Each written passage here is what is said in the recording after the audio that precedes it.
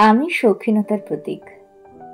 আমাকে নিয়ে কত গল্পের শুরু, কত গল্পের শেষ, সেটা ভাষায় প্রকাশ করা সম্ভব নয়। আমার গন্ধ শত শত নারী পুরুষের মন কেড়েছে, দিয়েছে তাদের অনুভূতিতে দারুণ এক উচ্ছলতা। কোনো নতুন সম্পর্কের শুরুতেই আমার ভূমিকা অপরিসীম। আমার মাধ্যমেই শুরু হয় তাদের নতুন এক ভালোবাসার জীবন। আবার কারো কাছে আমি বেদনাপূর্ণ হয়ে পড়ি আমার এই কণ্টকপূর্ণ দেহের জন্য। কিন্তু এটিই আমার সৌন্দর্য বৃদ্ধির বিশাল উপকরণ। জীবনের সুখের অনুভূতি তখনই অনুভব করা যায় যখন জীবনটা দুঃখের মধ্য দিয়ে অতিবাহিত হয়। ঠিক তেমনি আমার কণ্টকপূর্ণ দেহের উপস্থিতির জন্যই আমার রূপের এতই কদর মানুষের কাছে।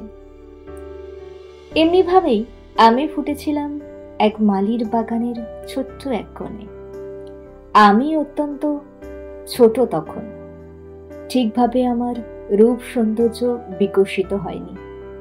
এমন সময় মালির বাড়িতে এলো তার দূর সম্পর্কের এক যুবক আত্মীয়। দুপুরে খাওয়া দাওয়ার পর একটা শান্তির ঘুম দিয়ে বিকেলের দিকে এলো সে আমাদের সাথে ছোট্ট একটি সাক্ষাৎকার সেরে নিতে। কেন জানি না, অন্যদের দিকে এক পলক করে তাকিয়ে তার নজর আটকে গেল আমার দিকে। তারপর গুটি গুটি পায়ে এগিয়ে এলো আমার পানে, আলতোভাবে হাত লাগালো আমার কোমল মলিন দেহে, আমার শরীরের বিভিন্ন অংশে স্পর্শ করে আপাত মস্তক পর্যবেক্ষণ করতে লাগলো। এক মুহূর্ত পরেই তার লম্বা নাকখানি ঝুঁকিয়ে দিল আমার শরীরের ভিতর। বড় একটা শ্বাস নিয়ে চোখ বুজে গোগ্রাসে গিলতে লাগলো আমার মিষ্টি গন্ধ। এতে আমার খুব বেশি অস্বস্তি বোধ হচ্ছিল না। নানা কথা ভাবছিলাম নিজের মনে, কিন্তু হঠাৎই মট করে একটা আওয়াজ হতেই অসহ্য যন্ত্রণা শুরু হলো আমার দেহে। আমার পাঁজরগুলো গুঁড়ো হবার উপক্রম। আমাকে বিচ্ছিন্ন করা হলো দেহের বাকি অংশ থেকে। অদৃশ্য রক্তের ঝর্ণা প্রবাহিত হতে লাগলো, কিন্তু সেদিকে যুবক ছেলেটি কোনো দৃষ্টি নিক্ষেপ করল না। তারপর ছেলেটি ধীরে ধীরে ঘরের দিকে এগিয়ে আসলো। কাউকে কিচ্ছু না জানিয়ে ঘরের ভিতরে রাখা নিজের ব্যাগের চেনটা খুলে আমাকে বন্দি করল এক অন্ধকার কুঠুরিতে। নিজের অবস্থার কথা ভেবে চোখের অদৃশ্য অশ্রু দেহের বর্ণহীন রক্তের সাথে প্রবাহিত হতে শুরু করলো। আগের মতো বাকি ভাই বোনদের সাথে বিকেলের মিষ্টি রৌদ্রে মৃদু বাতাসে মাথা দুলিয়ে খেলা করার সুযোগ হয়তো আমার আর হবে না। আমার কষ্ট বোঝার মতো ক্ষমতা নেই ছেলেটির। কি আর করব, নিরুপায় হয়ে চোখ বুজে পড়ে রইলাম ব্যাগ নামক অন্ধকার কুঠুরির ছোট্ট এক কোণে। নিজের অজান্তেই কখন চোখ দুটো এক হয়ে মিলে গেছে তা আমি টের পাইনি। হঠাৎ যেন কুঠুরিতে ভূমিকম্প শুরু হলো। সুন্দর ঘুমটা আমার ভেঙে গেল। কি যেন বাইরে আওয়াজ শুনলাম, আবার এসো খোকা, সময় করে একদিন। বুঝলাম আমার স্থান ত্যাগের সময় এসেছে। ব্যাগটি নিয়ে ছেলেটি বিদায় নিল আমার মালির কাছ থেকে। রাস্তায় যেতেই ফোনে কথার আওয়াজ শুনলাম, সুনীল পার্কে দেখা করো আজ সন্ধ্যায়। কিছুই বুঝলাম না কি ঘটতে চলেছে আমার সাথে। কল্পনায় নানা ঘটনা অনুমান করতে লাগলাম, কিরূপ আচরণ হতে পারে আমার সঙ্গে। ভাবতে ভাবতে অনেকটা সময় কেটে গেল। হঠাৎ ক্যাচ ক্যাচ শব্দে খুলে গেল আমার কুঠুরির সদর দরজা। আমাকে আলতো করে চেপে বার করা হলো। দেখলাম রাত হয়ে গেছে। কোথায় একটা নিয়ে এসেছে আমায়, যেখানে কৃত্রিমভাবে বাগিচা প্রস্তুত করার চেষ্টা করা হয়েছে। অনেকগুলো রঙিন আলোর ছটা লাঠির উপর দাঁড় করানো উৎস থেকে আমার চোখে এসে লাগলো। ছেলেটা একটা লোহার বেঞ্চে বসে, পাশে একটি সমবয়সী নারী সঙ্গী উপস্থিত। আমাকে হস্তান্তর করা হলো।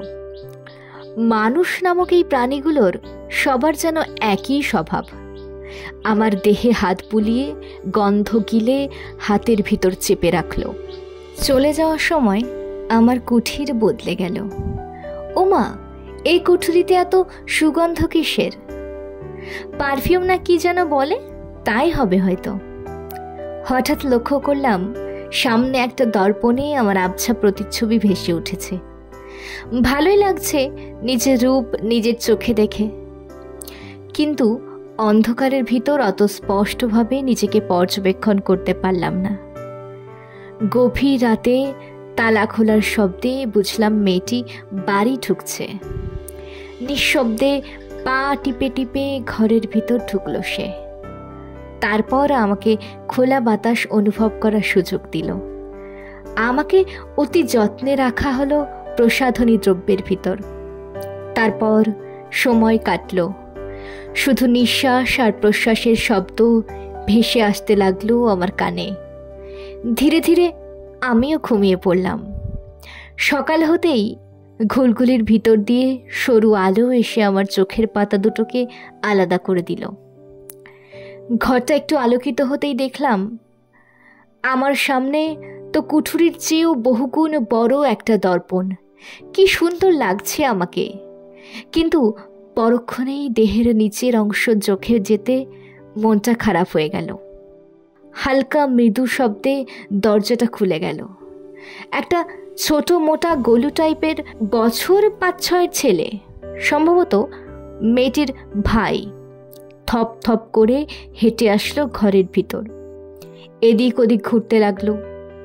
হঠাৎ করে তার নজর গেল আমার দিকে। আমার নিকটে এসে আমার সবুজ অংশে স্পর্শ করতেই একটা সুচালো কণ্টক বিঁধে গেল তার হাতে। ছেলেটি কাঁদতে গিয়েও ঘুমন্ত দিদির দিকে তাকিয়ে থেমে গেল। তারপর আমাকে তুলে আমার রঙিন দেহের লাল অংশগুলি দ্রুত গতিতে ছিন্ন বিচ্ছিন্ন করে দিতে লাগলো সে। যন্ত্রণায় কাতরাতে লাগলাম আমি, কিন্তু কে শোনে কার কথা? কিছুক্ষণের মধ্যে গোটা 20 টুকরোতে বিভক্ত হয়ে গেলাম আমি। তারপর ছেলেটি আমার দেহের ভাঙা হাড়গুলি গুছিয়ে হাতের মুঠোয় বন্দি করে ফেলে দিল আবর্জনার স্তূপ ডাস্টবিন নামক পাত্রের মধ্যে। আমি হাউমাউ করে কাঁদতে লাগলাম। মনে মনে ভাবতে লাগলাম, বড় দর্পণে নিজের রূপ দেখাটাই হয়তো আমার জীবনের অন্তিম ইচ্ছা ছিল।